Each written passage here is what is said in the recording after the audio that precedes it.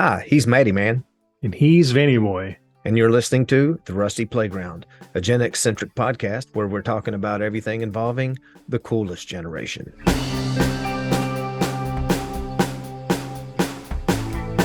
Okay, welcome to the playground. In this episode of The Rusty Playground, we're going to talk about spooky season, Gen X style. Yeah, baby.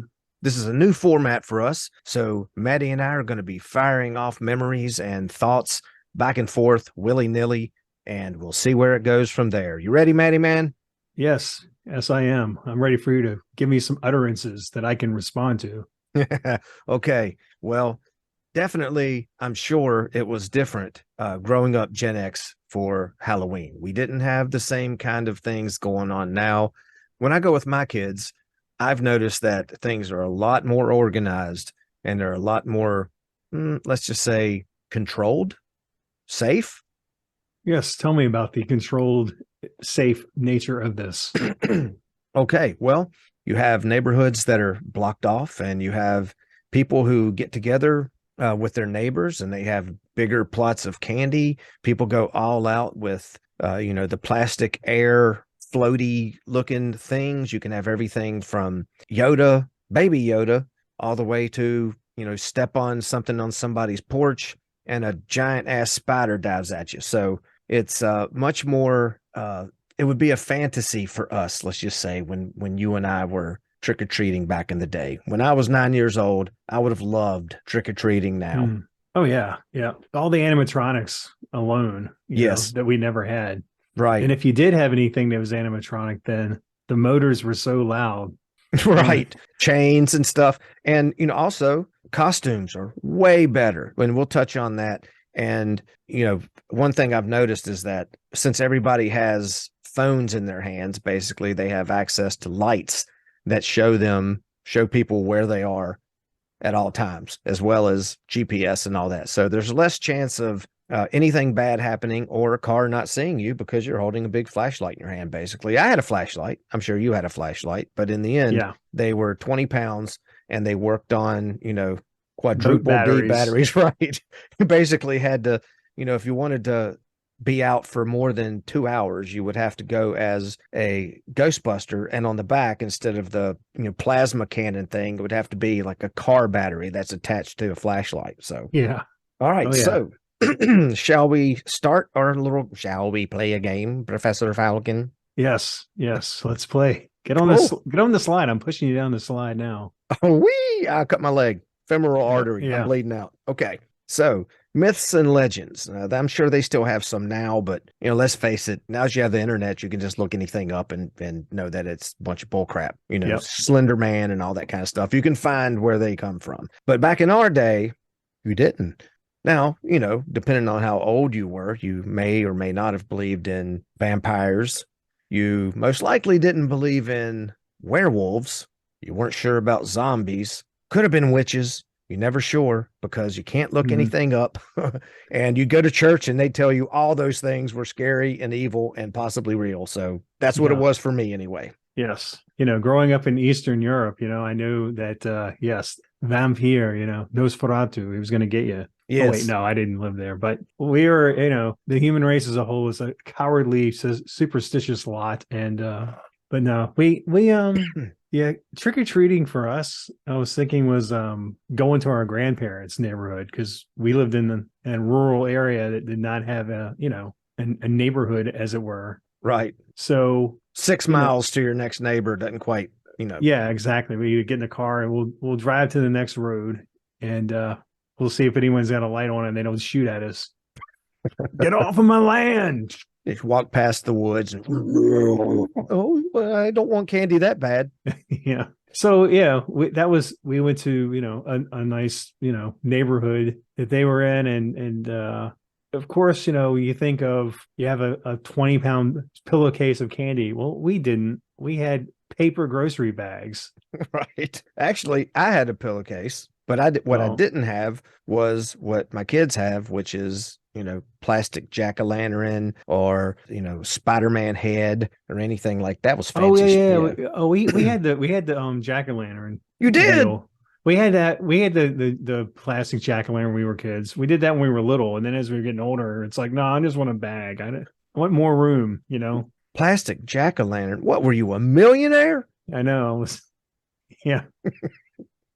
So, Yeah. but we did have myths and legends, and I don't mean vampires and stuff. I mean, of course, needles in the bubble gum or blades and apples. Everyone's heard of that one for sure. But you want to the know? blades and apples. Then I'm sorry, I was stepping on your toes there. No, that's okay. Oh, we had stepping on the toes too. But you want to know a fact? There was never blades and apples. That's never happened, and there's never been needles in bubble gum or anything. Now, there was a father in the 50s who poisoned his children with candy. I think it was apples. I think he put poison in the apples, and that's, I guess, morphed over the years into that. He was, of course, he killed his children, or he tried to, and he was, put to death for it. So that's basically where that comes from.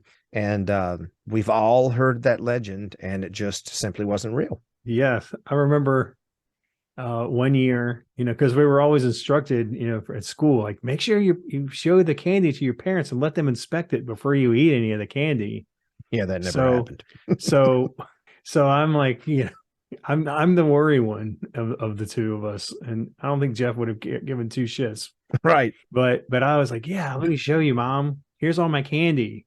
You want to inspect it? She looks at it, and it's fine. There's nothing wrong. It looks good. I mean, it's fine. You're fine. This is a good neighborhood. No one's doing anything to the candy. Right. Well, not anything. No one's with doing razor anything. blades. Yeah. So that was what I learned from that is, oh, I see. Yes. That's just to keep us paranoia. in line. Yeah. Well, she didn't care. Yeah. My parents, I don't think my parents ever checked my candy. Maybe once, I sort of remember, but not enough that I could say they ever, pour it out onto the floor and look at it. And if it doesn't look like needles and glass are sticking out of it, then I guess you're okay. That's when your dad, that's when old Randy went and got his jeweler's loop, put that on, right? Yeah. He was inspecting every molecule. So no, it wasn't. We lived where I grew up in Botetourt County. I was in a neighborhood that was a subdivision that wasn't all that close to other subdivisions. Everything was pretty small. You were out farther in the country. I was in the country, but it was sort of a subdivision surrounded by apple orchards and stuff like that. Right. I got you. Yeah. And we would go out until felt like we had plenty of candy, and then we'd come back, and then we would go out again if we were old enough. And we had free reign at that point. But there was nobody that you didn't know in that little neighborhood. All the kids, there were a bunch of kids in the neighborhood, and we all went to the same school, and people coached sports that lived in that neighborhood. And so there were really no strangers. So you weren't going to have like, who lives at this house? Oh, I hope they don't have poison apples. No, you had knowledge of who that person was, which of course lessened the danger and possibility that they were going to kill you. Right.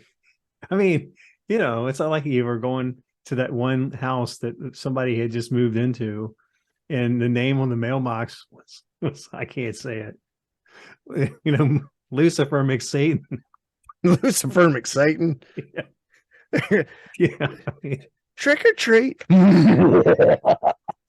an apple. Yeah. You will die. This will send you to hell. Okay, you're getting egged, buddy. Yeah, that's it. I'm gonna tell my dad. He's gonna come up here and blow your head off because I live in America. Actually, he goes out the next day. Lucifer McSatan. He sees all the toilet paper. He's like, "Oh man, damn it! I'll see all you guys later, if you know what I mean." Yeah, it's Lucifer McSatan. Yeah. If I have a third child, that's the name right there. Lucifer McSatan. That's perfect. Hey, speaking of names, I'll just go a real quick thing. So we have somebody, one of the guys who works out in the field, he calls in a parent every so often. He needs help, but his name is Ace Champion. No. Yes. It's like, come on, if this guy doesn't succeed in everything he does, you're shitting me. No, that's the guy's name, Ace Champion. Like, why would you do that? Why would you do that to him? I mean, I guess if does he have a sister named We Are the? Yeah. But anyway, I Anyway, digress. we digress. We digress. We will be doing that a lot in this podcast. Yes. I can pretty much guarantee you. So that was my take on it. We weren't really afraid of it. I don't think our parents were really afraid of it. We didn't have access to anything like the internet that would tell you, that this was all a bunch of BS. So there was the possibility that people would maybe occasionally get freaked out by like Dan Rather or something telling you, well, tonight we have Halloween. Remember that your kids could choke to death, kind of thing. So, yes, but all right. Getting onto like what is actually in our candy bags or jack-o'-lanterns. Okay. Let's talk about the treats. Let's talk about the ones that, I mean, we know what we liked, but let's talk about the ones where you're like, really, I got this again. Yes. Like the one I hate the most, Smarties. Why does that exist? Are those the ones that are in wax paper and they're like like a quarter, like a roll of quarters? Yeah, but they're, well, I mean, smaller than a roll of quarters. They're like the smaller ones. They're like little mini Tums, all chalky, disgusting. Smarties. Smarties. What's smart about them? I don't know. You break your teeth off. Yeah, the ones you're thinking of, the bigger ones, those are Necco wafers. Necco wafers. My dad loves those, and I'm like, man, this is the nastiest crap. If this was the only candy, I would never eat it. Right. They said the Holocaust happened and whatever it is, a cataclysm occurred, and the only thing you can get are these pallets of Necco wafers. Like, well, I guess candy doesn't exist anymore. I'm on my way out, folks. Yeah. I mean, you could almost get them and put them in the little guns that we used to have when we were kids, where you would, that would shoot the little plastic. Oh yeah, the little discs, the little disc guns. Yeah. That's definitely Necco wafers in that. But the Smarties were like smaller, like much smaller in diameter and thicker. Oh, I know what you're talking about. And they were in the various pastel colors, wrapped in plastic. Yep, I like them. You like those? Okay. I do. Well, I guess you also like circus peanuts, you freak. I absolutely do not. No one likes circus peanuts. Yeah. No one has a person who likes circus peanuts. Let me tell you. If you like circus peanuts, folks, please write us so we can block you on everything. Yeah. Because something's wrong with you. Or no, actually, I'll just leave it at this. Explain why. Explain to me what I'm not getting. Yes. That's what I want. Yes, because what you're not getting is explosive diarrhea, massive stomach cramps, a headache, the back of your head, your neck hurting, and I think your fingers turn orange. They're terrible, folks. Yeah. Yep. And then when you get the ones that are in other colors, like, okay, at first it's like fake orange that's supposed to be a peanut, but then sometimes you'll see them in other colors. Like, which is weird because you're not fooling anybody. You're fooling me into thinking it's just packing material. I'd rather eat packing material. Yeah, please. So that one was always like, I hated that. And every year I would do the same thing. I would unroll the first pack of them and shove them all in my mouth, thinking maybe this is the year I'll like them. And like, nope, hate it. Do you like sweet tarts? I don't even remember. Oh yeah, sweet tarts. No, I didn't care for those either. See. Smarties are the like dwarf version of sweet tarts almost. They're not quite. Oh, sweet tarts were the ones that were like two in a little foil pack or something. No. Oh, what am I thinking of? What, chiclets? No. I mean, it was like you didn't pop them through like gum. You tore open the little foil, and they were like, I don't know what I'm thinking of then. I'm thinking of Alka-Seltzer. No, I don't know what I'm thinking of. I have no idea. All I know is, all right, sweet tarts. I would probably revisit that, but now all that stuff probably is disgusting to me because it's just overly sweet. But Twizzlers. Which ones? Twizzlers. Whizzlers. Not Twizzlers, but Whizzlers. Whizzlers. What did you say? I said Twizzlers. Oh, Twizzlers. Oh, okay. Yes. Yeah, I love Twizzlers. I do. Don't you speak Southern? Can't you understand me? I don't know. How about this? Bit o' honey.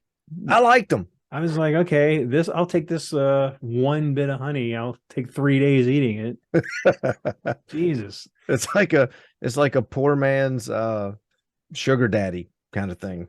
Oh, another one that's like the poor man's version of bit of honey or the merry words. Did you see those? I ate those too.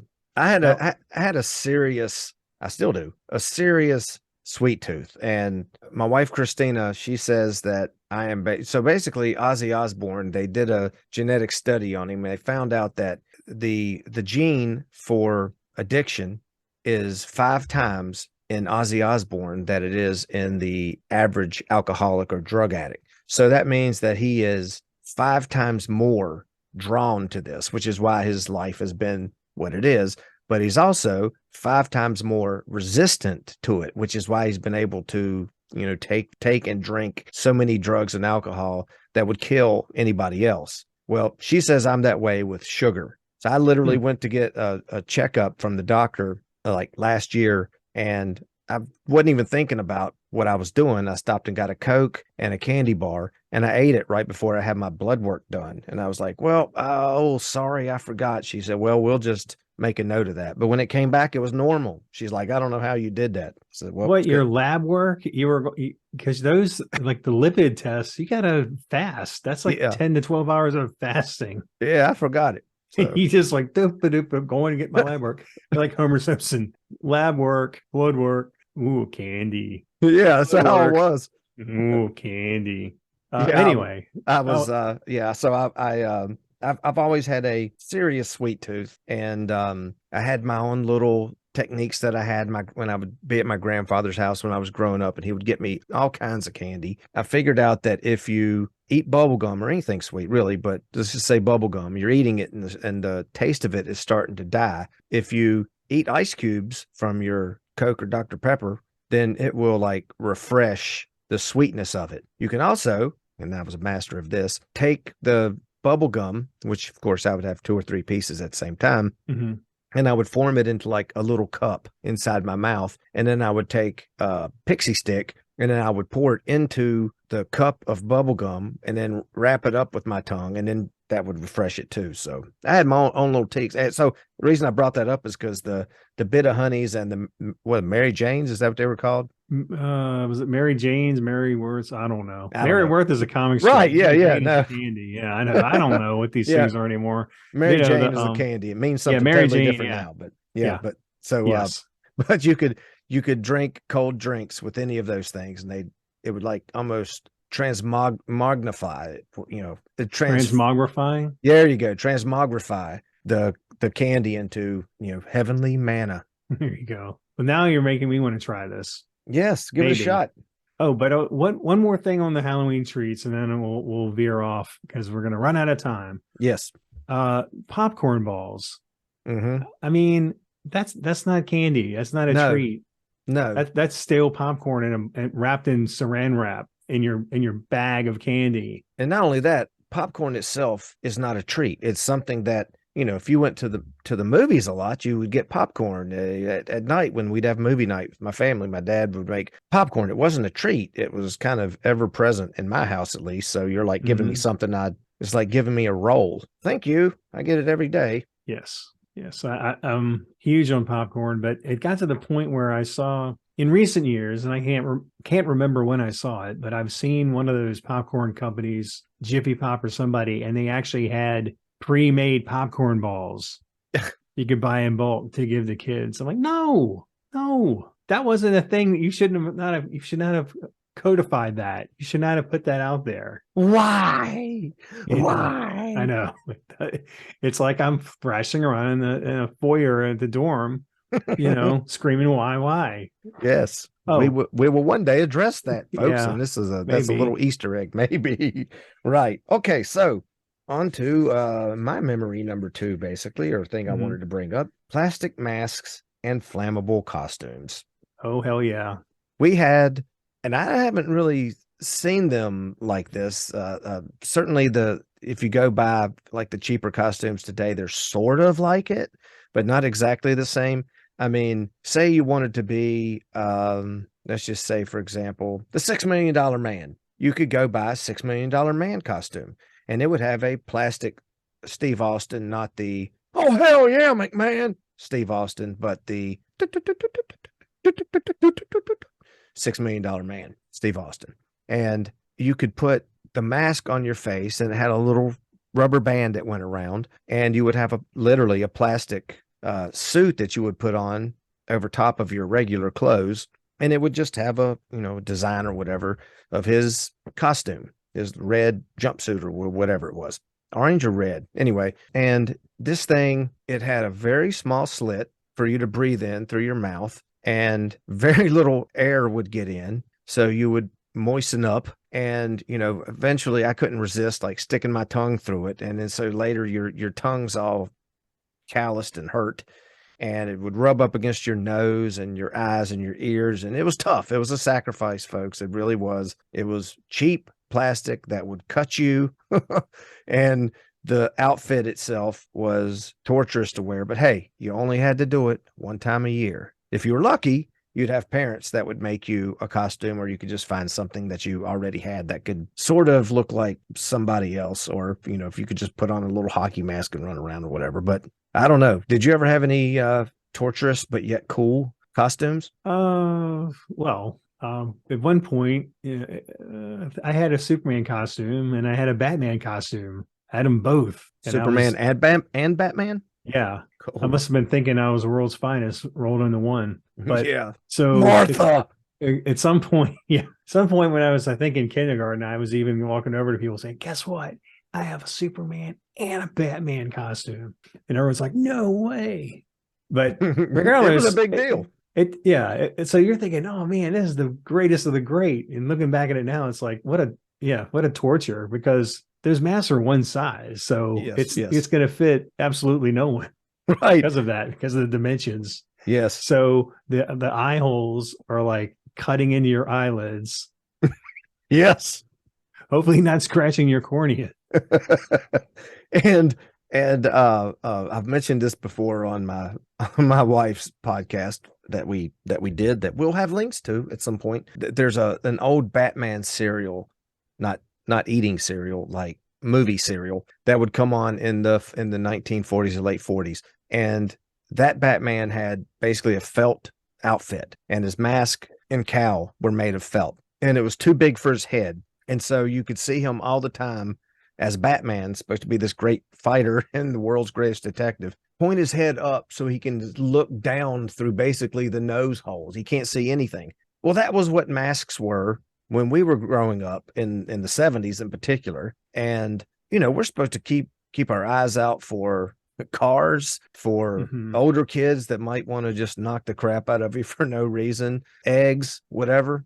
I remember the fact that, like, I remember my nose, my nostrils, getting a rash on my nose from the mask. I remember that pain more so than the cutting into my eyes. But either way, you'd get to the point where you'd shove the mask up between houses. Right. Like, I can't stay in character. Yes. Yeah. No, I would take it off as much as I could. The beginning of the night always started in earnest. You're wearing it, you're committed. And later you're like, oh, the hell with it. Oh, you start out, I feel like Batman. You end up, I feel like shit. I want to sleep on my pile of candy in the street. So anyway, Ben Cooper was the company, and they made those horrible flammable little jumpsuits with the mask that tears your face up. and God bless them, they sold the crap out of those for like the 60s and the 70s and going into the 80s, before, I guess, parents finally realized we're not putting this like flammable plastic on our kids. Right.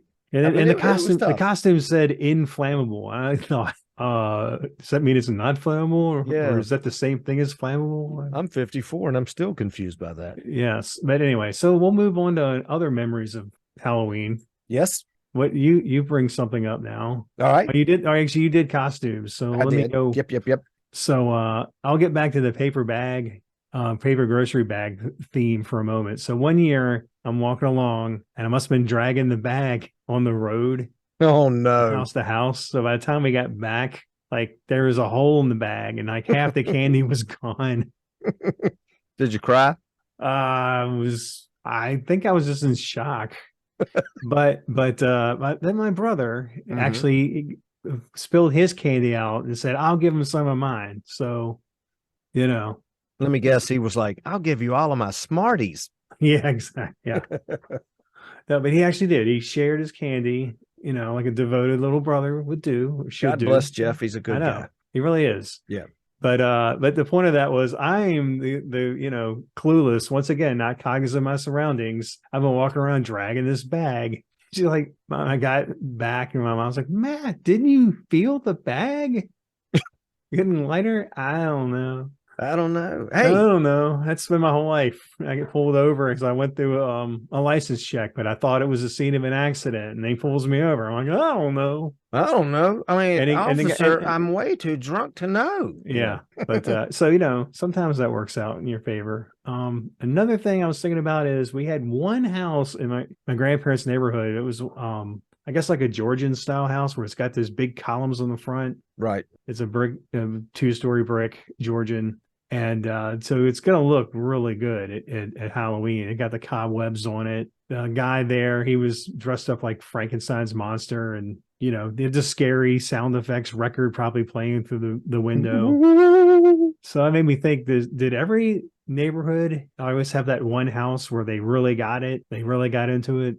Did you have any houses like that? Yes, we might have had a couple, but now, like when we would take my kids trick-or-treating, it's probably the last year they'll get to go, but I mean, lots of people are into it. And you can go to like Lowe's and stuff and buy all these blow-up things. They're just awesome, and they, triggered by motion and everything. And we didn't have any of that kind of stuff. So if somebody did that back when we were like 8, 9, 10 years old, they were really committed to the bit. Yes, exactly. You did not have the resources we have now. There's no Spirit Halloween. No. However, one thing that they did have that was wilder was the haunted houses of the 70s and 80s. Yes. They would go all out. Yeah. Like no rules. They would, my dad was a member of the JCs, and they had one several years. And one time, one of the guys that worked there had a chainsaw, and you took the chain off the chainsaw, but nobody knew that. And he had like a creepy old man mask. And when people would turn the corner,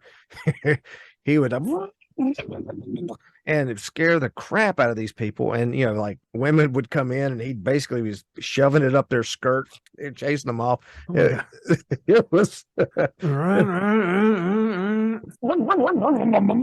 they're just blood curdling screams. It was fun. Yeah, that's it's not real. Yeah, come on. We know it's not real. They may not know. Yeah, you would think they would know. Like, they're not going to actually slice me into pieces at this JC event, but I think the Shriners still got the go-karts going out there. Yeah, they take the governors off of it so they can go like 70 or 80 miles an hour. Hey, I was looking the other day, Maddie, when we started talking about Halloween and what are we going to talk about and all that, and I come across an old cassette that I had from that one time that you and I went out together before we met. Yeah. I think we were like, I don't know, 9. Yes. No.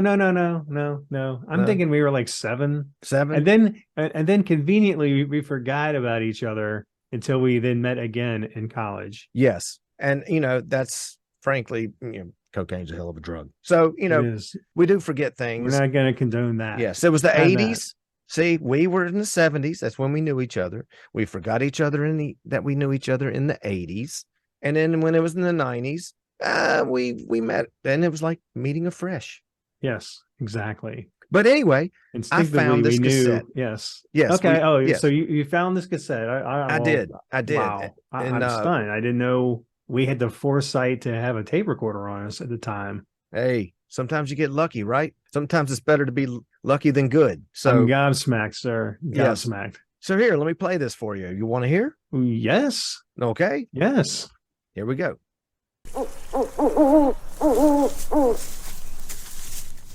Hey, Vannyboy, our pillowcases are almost full. How many more houses do you want to hit? Until our bags are full. What? I told you I can't hear you with that $6 million man mask on. Whew, thank God. I could hardly breathe through that 1/16 inch mouth slit. I love a bow and loop, Duke. You're wetter than Boss Hog with the meat sweats. Everything inside this rigid plastic mask is wet. I'm not sure if it's the moisture from my breath or it's because I'm melting inside this flammable plastic costume. My front side is 600 degrees, and where it's only tied in the back, it's 63 degrees. I feel like a hot pocket. Well, we're almost done. Just a few more houses. Let's go here. Okay. Let me just put my marshmallow.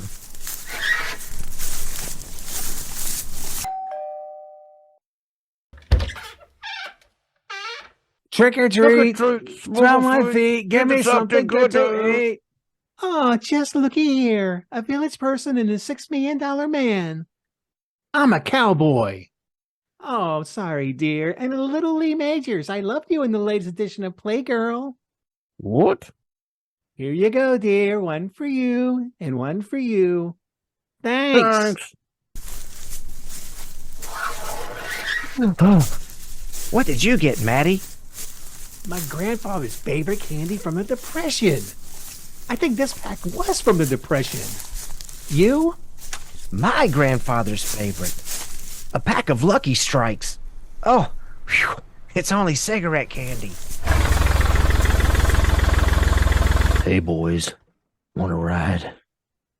No, we still have houses to visit to get the bags up to 20 pounds. Besides, it's not safe to ride with strangers. I'm not a stranger. Your parents sent me. Oh, yeah? What are their names? Mom and Dad? Cool. I'm riding shotgun. Yeah. Woohoo. Wow. Okay. Now we know why we didn't Man. remember. It's maybe, I don't know. I mean, lysergic acid? What? Maybe, all I remember was the next day waking up and my pants were unbuttoned and I had a red shanker. I don't know. It was all weird. So, Yeah, it was. but I mean, yeah, it flew by. It I'll flew put it by. that way. Yes, it Yeah. did. Yes, So- having a few years of intensive therapy and hypnosis sessions to try to bring back my memory. Yeah. Oh no, After I haven't that- had any of that. No, I'm just No. waiting to explode at any point.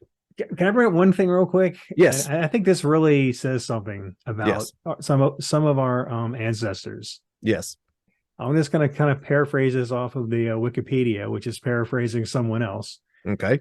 History of trick-or-treating traces back to Scotland and Ireland, where the tradition of guising, going house to house at a Halloween party and putting on a small performance to be rewarded with food or treats, goes back at least as far as the 16th century.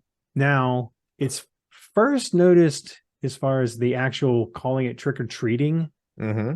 is in 1911 in Canada, and then it starts making its way down to like New England, and then eventually disperses across the nation. That was pre-Greatest Generation, which was pre-Baby Yes. Boomers, which was pre-Gen Yes. X. I can't believe the world existed before us. So anyway, it first appears in North America in 1911, Ontario, moves to New England, and that's all brought over from the Scots and Irish. So I'll do the best 18. Scottish I know. accent ever. I'm just saying, so we have some pride there. Our drunken ancestors brought that over here. You don't have to say drunken ancestors. That's implied. Oh yeah, true. Very I think cool. some other time we'll just have to talk about just like cartoons and whatnot as we get into that. I think one of the things I want to talk about was like Peanuts, the cartoons. Yes, like Snoopy. Yeah. Yeah. I wanted to get into those because I was just thinking about this whole Great Pumpkin thing, and it's like he totally looks like he's in a cult. He sounds like he's in a cult, and so it's like the ones who say it's the end of times on such and such day, and it doesn't happen. So then they go, oh, I misunderstood the scripture, I misinterpreted, and then they come up with another date, and the people keep going on Yes. and on. And Yes. Linus to me is like that. That's funny. It's like friggin' Heaven's Gate. But hey, okay, so we get that. We think maybe he's a little off base, right? Yeah. Maybe not in full reality. So what's a good idea for your best friend to do? Leave his kid sister in a pumpkin patch with him. With his blanket. Yes, who carries a blanket. But anyway, so I was gonna go into that. I was like, what the hell? He's a psychopath. And Charlie Brown leaves his kid sister down there unsupervised, come back and find her strangled in his blanket, and he'll think he's still alive. It's almost here. We have to do this so the Great Pumpkin will come. While she's Sally was her name, right? So Sally, Yeah. yeah. Sally's sitting there waiting for the Great Pumpkin, and Linus is over there dressed up like a scarecrow. Oh yeah, Sally. Oh, I love that blonde hair of yours. Oh God, it's gonna look so good on my skin suit. Yeah. When they get back, Charlie Brown and the other kids, and they'll see Sally's dead body, and the first thing Lisa's going to say is, "You blockhead!" You blockhead. Officer, I think we know who did it. What? I can't understand a fucking word you're saying. Yeah. So I guess that's really our thoughts for this particular pod. Yes, I think so. I think we've covered everything there is to know, and at some point in the future, they will, Harvard and all of them will get together and try to fight for the rights to this podcast so they can broadcast it in their schools and kids can learn about history. Yes, we have the best information. Yes, but also I hope we get immortalized in whatever the next generation of Voyager deep space probe is. We should have that. We should be in that. You had me at probe. Then, yeah. But until then, he's Vannyboy. And he's Mattyman. And you've listened to the Rusty Playground. See you next time, folks. Later.